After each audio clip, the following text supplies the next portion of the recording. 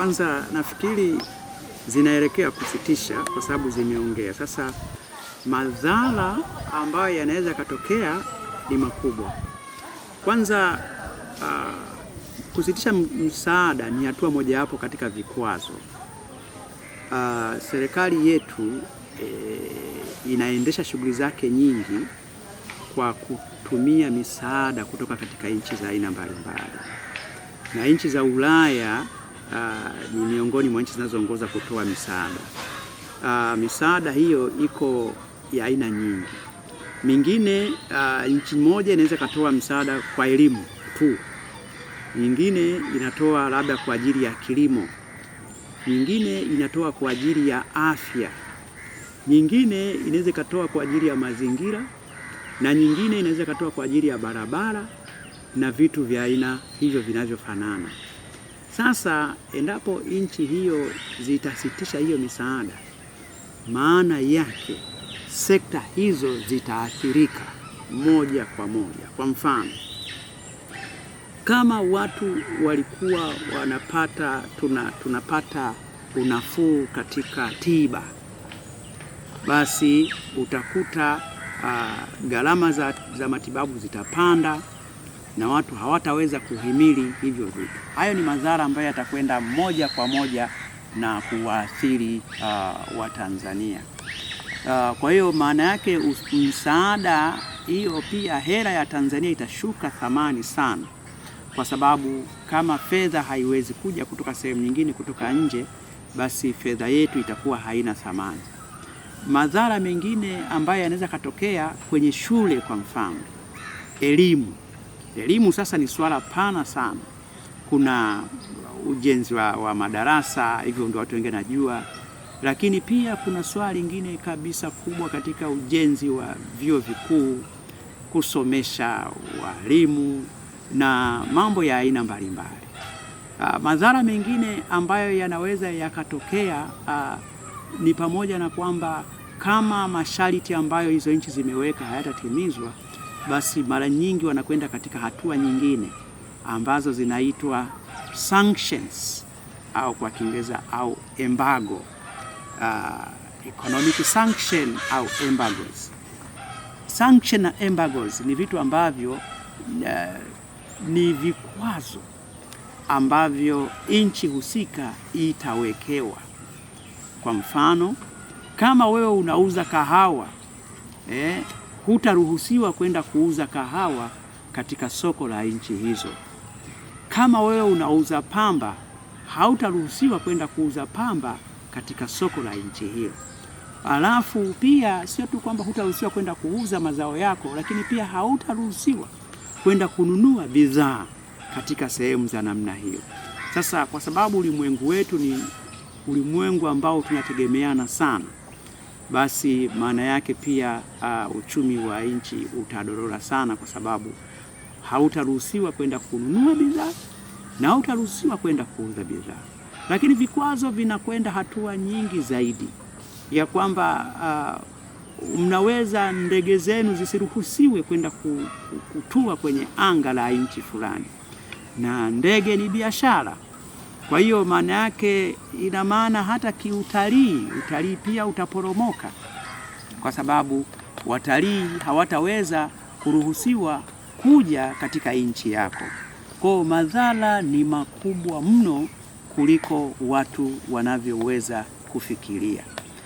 Madhara yako mengine ambayo yanaweza watu wasiyaone sana, lakini yapo pia, hasa katika sekta hii ya afya, ambapo asilimia kubwa ya magonjwa makubwa kama kansa, magonjwa makubwa kama HIV, ukimwi, magonjwa makubwa yale, gharama zake, hata chanjo za watoto hizi tunazopata, hizi chanjo za huduma za kina mama, hizi mingi ni misaada ya kutoka sehemu hizo nje. Kwa hiyo sasa hayo ndio madhara ambayo yatakuwa ni makubwa sana kwa uchumi wetu, na mzigo huu utakuwa ni mkubwa sana.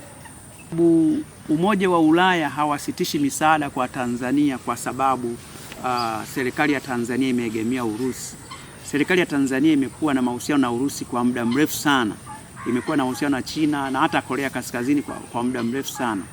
Hapa Tanzania tuna ubalozi wa Urusi, kwa hiyo wala haina uhusiano. Misaada ya Tanzania inasitishwa kwa sababu kubwa ambazo amezitaja. Kubwa sana ni mauaji ya halaiki ya Oktoba 29 mpaka 31. Maelfu ya watu waliuawa.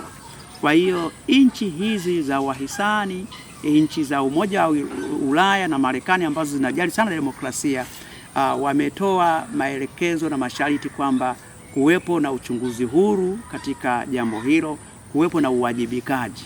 Lakini kibaya zaidi, serikali yetu imezuia hata kamati maalum ya Bunge la Ulaya kuja kujionea kufika nchini hapa. Kwa hiyo moja ya mambo ambayo yanapelekea kusitisha misaada ni pamoja na mauaji ya halaiki. Lakini jambo lingine ambalo linapelekea ni suala la utekaji wa watu ambalo limekuwa likiendelea.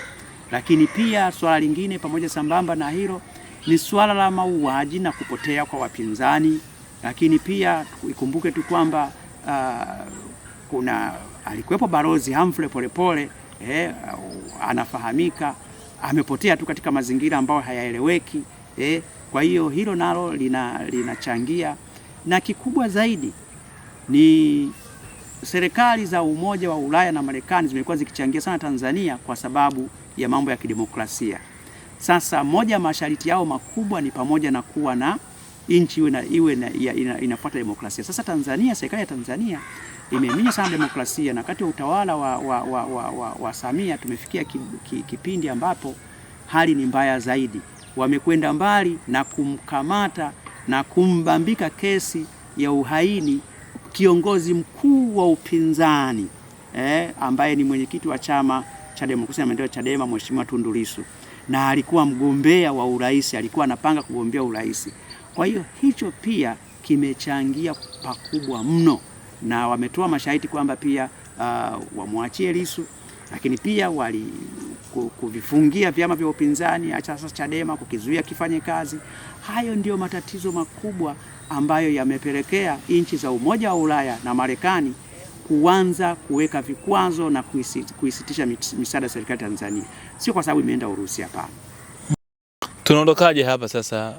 Hapa tulipo inaonekana kwa sasa taifa letu bado lipo kwenye mkwamo. Mkwamo wa Tanzania uko aina mbili. Kuna mkwamo wa ndani. Mkwamo wa ndani ni kwamba wananchi wa Tanzania hawajalizika jinsi nchi hii inavyoendeshwa, na ndio maana wakaingia katika yale maandamano, unaweza kaita kwa wengine wanaita vurugu, wengine wanaita nini, au maandamano kwa namna yoyote ile. Hata Oktoba 29 Watanzania wanataka kuwepo na mambo yafuatayo. Wanataka utekaji usitishwe, wanataka Lissu waachiwe, wanataka wakina Polepole wapatikane, akina Mdude wale waliotekwa wote ambao wamepotezwa viongozi wa Chadema wapatikane. Lakini pia wanataka katiba mpya, wanataka tume huru ambayo ni huru, sio ambayo ni ya Chama cha Mapinduzi kama ya sasa hivi. Wanataka jeshi la polisi lisihusike katika kunyanyasa watu, kukiweka madarakani Chama cha Mapinduzi. Kwa hayo ndio madai makubwa ya Watanzania. Lakini pia kuna tatizo lingine, tatizo la ajira kwa vijana pia. Vijana wana issue nyingine pia, wanataka ajira. Huo mkwamo ni mambo ya ndani. Kama serikali itafikia mahali hapa kuwekana maridhiano na Watanzania, ni hatua moja wapo, na hiyo ndio hata itapunguza madai ya nchi za Ulaya na Marekani ambazo wenyewe kutoka kwao ni rahisi tu, wameweka masharti yao ili walete hiyo misaada, wasisitishe misaada. Wanasema moja, kufanyike uchunguzi huru wa mauaji ya Oktoba 29. Lakini si tu kufanyike uchunguzi huru, kuwepo pia na watu kuweza kuwajibishwa kutokana na mauaji yale. Wanataka pia iwepo mfumo wa kuwa na uchaguzi ulio huru na wa haki. Maana yake mfumo mzima wa uchaguzi Tanzania, ikiwemo tume huru ya uchaguzi na katiba, vifumuliwe upya. Ndio masharti yao. Lakini sharti lingine pia, wanataka pia Lissu aachiwe huru bila masharti yoyote.